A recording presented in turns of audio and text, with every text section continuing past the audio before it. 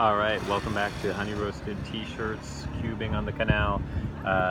If you put up with me this long, you've probably got a lot of patience and tolerance, so I probably don't have to keep explaining, but I do appreciate your indulging me in this. And I do need to say, this method is not something I created or devised. I actually learned it, and I will give credit where credit is due, but again, I didn't plan this, so I need to get sources, and maybe I'll include that information. The videos that I saw that helped me learn what I know, he also credits his sources, so we'll all give credit where credit is due. Now there are some realities we have to discuss. Clearly, at this stage in the game, you cannot solve it without destroying some pieces. So this is where it gets a little nerve-wracking, because you're going to need to mess up your hard work, move things, get things back in place, and solve the cube. And of course, that's in order to solve the cube, that's just going to have to happen. So typically what happens after the keyhole is you end up with 5 unsolved corners. This one, this one, this one, this one, and this one. However, just like this time, sometimes by chance one will be solved.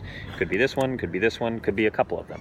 But just keep in mind, most of the time you will find 1, 2, 3, 4, 5 corners unsolved, and that's the final step, is getting those solved. However, sometimes you will, like in this case, we got a freebie, so we'll go ahead and take that. Now we have to have a discussion, and given my low battery life, lack of planning, and not sure how much longer I can hop from canal to canal, I may need to cut a few corners and add some bits later.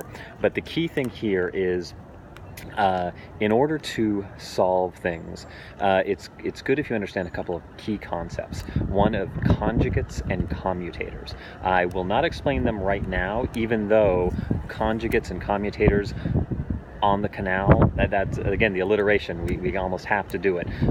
So I will do another video later that explains those a little bit more and give you some sources. But I'll kind of explain the process I went through. Getting to this stage of the cube, from when I was learning this method of getting the cube, expanding the cube, and then getting to these 5 pieces, when I did that, within a week I was fairly proficient. This last step of being able to solve the final corners, that took me a few weeks before I could really make a breakthrough, because even the videos I saw that taught me the method, they didn't say this is how you do it, do this move, this move, this move. They explained concepts to figure it out.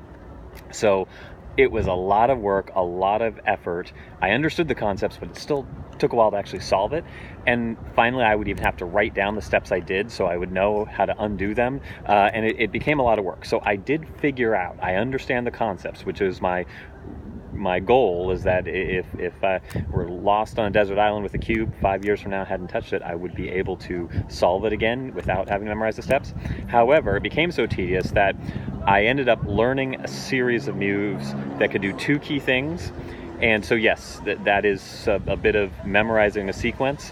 However, knowing those 2 moves, I just figured now that I know how to do those, I can piece those together to get where I need to go.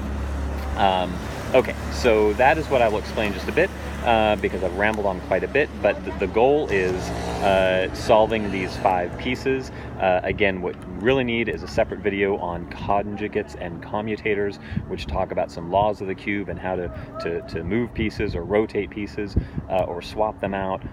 But for right now, I am going to stop this video and go into the final push and just solve it.